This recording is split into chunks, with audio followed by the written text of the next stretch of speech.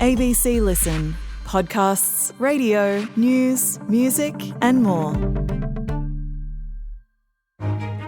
Hi, I'm Brett Worthington and I'm filling in for PK on the Politics Now podcast. And I'll be joined by the ABC's best political minds to bring you the latest news and to break down what it actually means for you. People like... Me, Jacob Grieber. Me, Raph Epstein. Me, Claudia Long. Me, David Spears. And me, Melissa Clark, in the chair for Fran Kelly for The Party Room every Thursday. So join me on Politics Now. You can hear it on the ABC Listen app.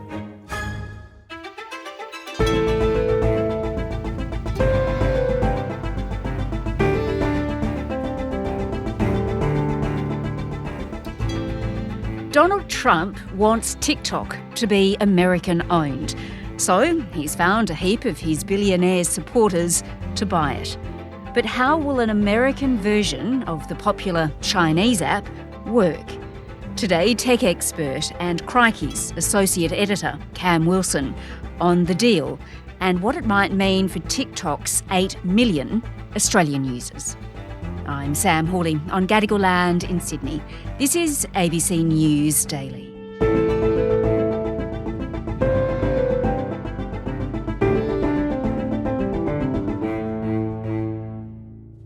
Cam, Australians love TikTok, don't we? There's millions of us that use it. Yeah, there are millions of us who love it. TikTok is, depending on how you slice it and who's looking at it, one of the most popular apps with millions of users.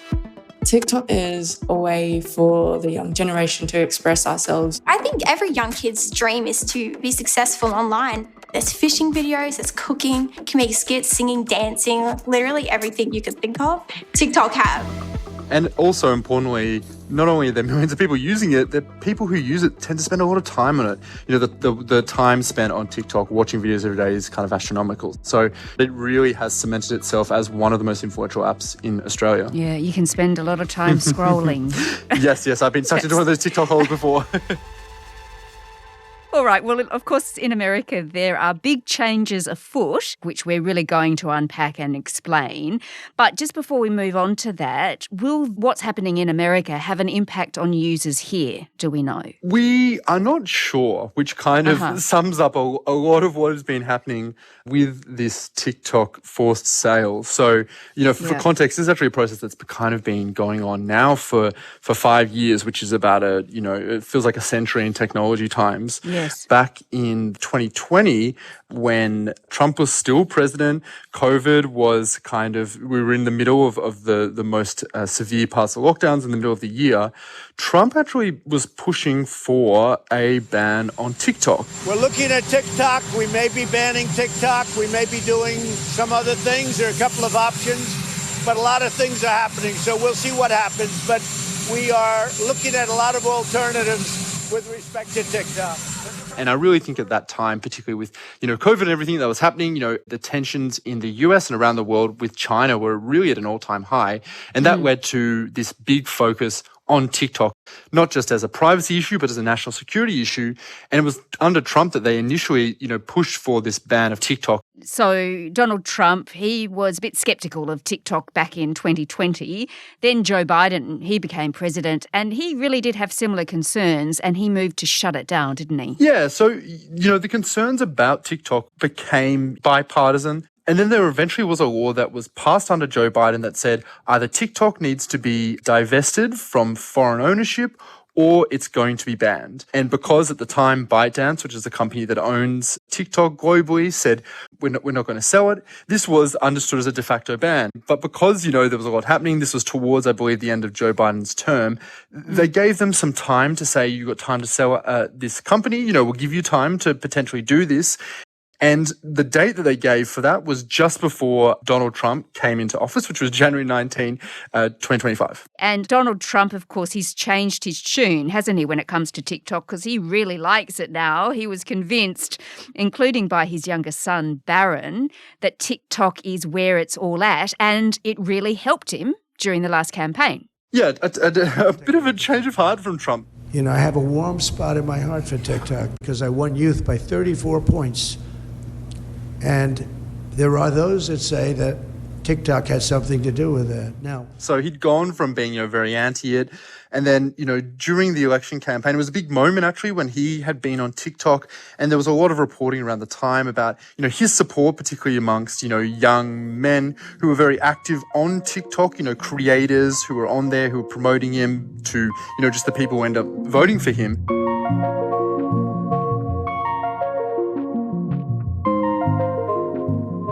Okay, so that, Cam, brings us to today. Late last week, Donald Trump, he signed this executive order that cleared the way for a number of investors to run an American version of TikTok. US President Donald Trump says Chinese President Xi Jinping has agreed to a deal on American ownership of TikTok. I had a great call with President Xi, and as you know, he approved the TikTok deal. And we're in the process. We have some great investors, some of the biggest in the world. He actually joked, or we think it was a joke, although we're never quite sure, that he would make the algorithm for TikTok 100% MAGA. If I could make it 100% MAGA, I would, but it's not going to work out that way, unfortunately. No, everyone's going to be treated fairly. Now, just tell me about this executive order. Yeah, so the executive order actually, again, is a delay on the ban. But at the same time, it was announcing this sale that was happening, that they've said that they've been able to create an American entity that is going to be majority owned by American individuals and companies. The major backers and people who've bought into this is Oracle. They are one of the major owners of this US entity. There's also another one called Silver Lake, which is a private equity company that's, again, owned and linked to Trump allies, and another one which is a Abu Dhabi-based investment company.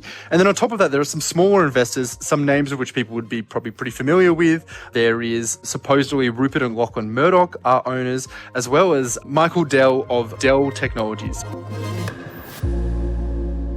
So these investors, they're all billionaires and big Trump supporters. Oracle, that's actually owned by the Ellisons, a very big family in America. They gave Trump a lot of money during the campaign. The Murdochs, of course, not as big an investor in this, but big supporters of Trump, and of course helped him during the campaign through Fox News. Now, you mentioned Abu Dhabi.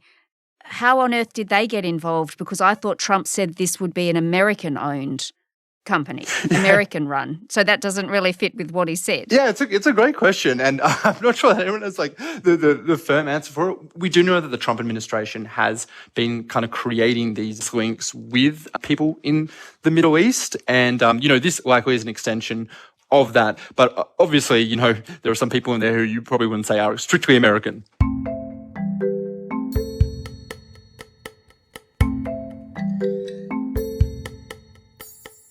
All right, well, let's have a look then, Cam, at how this will actually work. Donald Trump, he says the deal has been approved by the Chinese President Xi Jinping. So what will the Chinese and the owner of TikTok, ByteDance, be giving up for the $14 billion they apparently will be getting? So the $14 billion payment, which I want to put an asterisk on because I think it says something, is supposedly to create this US entity which will have the user's data, presumably, videos as well, and will license access to the algorithm. Algorithms are the terms you probably hear all the time, but, what it kind of means is, this is how TikTok has programmed the app so that it decides what to show its users. So if you have TikTok, you open it, it chooses videos for you. The one that TikTok has developed is really the kind of secret sauce and why it has become such a popular application. They've become very, very good at deciding, how to show users what they want, what keeps them engaged, and that has been key to their success. What we understand is, and details around this are a little bit flimsy, is that the US TikTok will take the ByteDance algorithm, they'll license it, which means they'll kind of get access to it. And there's also been discussion about being able to kind of retrain it. What exactly that means is not clear. We might kind of assume that maybe they keep, the really good technology that keeps people hooked, but maybe they decide to add their own changes on top. And, you mentioned before, Trump said it would be 100% MAGA. It would be potentially possible to say, well, maybe we want more of this kind of content or less of that kind of content, while kind of still keeping that underlying engine that has been so good at keeping users hooked. And, when I put that asterisk before on 14 billion, the reason is because that's quite a small amount of money. I think ByteDance, the company that owns TikTok, globally, is valued at $330 billion. US is by far its most popular market. The fact that that's such a small amount, I think kind of says that, in terms of this idea that this is this massive wholesale passing over, I'm actually not sure about that. I think we'll probably get some more details about maybe there's quite a lot of still involvement of ByteDance and more than maybe we were originally told. Yeah, because actually ByteDance will still have a 20% stake in the US version of TikTok, won't it? Yeah, and it will. And the questions that I think people will be asking is, okay, so if let's call it TrumpTok. If TrumpTok, licenses this algorithm but puts its own stuff on the top, well, then what kind of control does ByteDance still have over it? What can they kind of do in that underlying algorithm that even if they make these fixes in the US version, they'll still have some kind of control?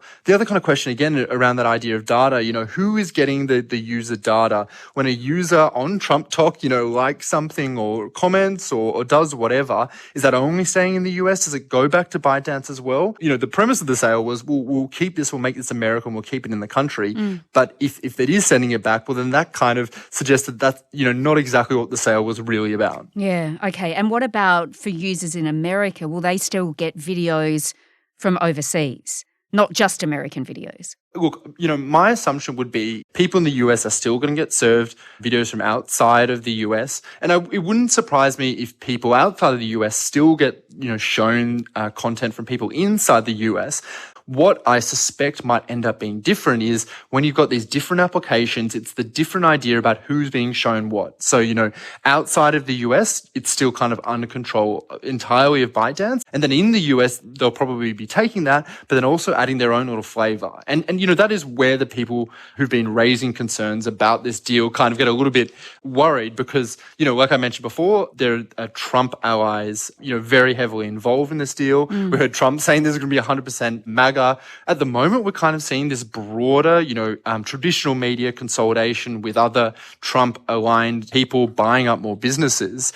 If you are putting your finger on the scale and you're saying, why don't we show more of this? Or why don't we, reduce the amount of criticism of, for example, the MAGA movement? It's very hard for people to understand that because it's all kind of in this black box.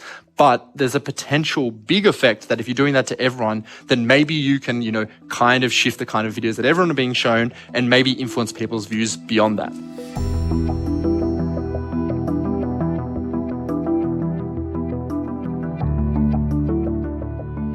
All right. Well, Cam, the concern, of course, about Chinese ownership was that it could jeopardise national security and free speech through the TikTok platform.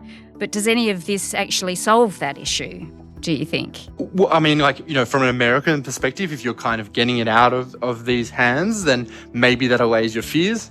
But I mean, I think in reality, I think the major concerns that were raised have not been at least very obviously addressed with this sale. What we've kind of seen is this administration shepherd one of the few social media platforms that is not already owned by American billionaires who are actually aligned with the Trump MAGA movement into the hands of someone and some people who are. And, that is, of course, why people have raised concerns about this because, regardless of your kind of political persuasion, the idea of the same kinds of people owning all these platforms is leading to, a fair bit of consternation. Yeah, all right. And TikTok users here, do we stick with the Chinese version, Cam, or do we get a choice? Can we go America all the way? What should we do? Look, I'm not really sure right now. Who knows? Maybe they'll give you an option. Maybe you open up and you get to choose which one. Maybe you could switch depending on what the day is. I think, look, I wouldn't be surprised if we kind of stay with the global version. Yeah. I have seen at least, one Australian politician has said, well, we should go with TrumpTok if we have the option. I think when we have more details, maybe we can make a more informed decision. Yeah, okay. Maybe there's some Australian billionaires hanging around that we can make our own version. Yeah, OzTalk. I like the sound of that. Cam Wilson is the associate editor of Crikey and the editor of the tech newsletter Sizzle. This episode was produced by Cinnamon Nippard and Jessica Wukyanov. Audio production by Sam Dunn. Our acting supervising producer is Sydney Pede. I'm Sam Hawley. Thanks for listening.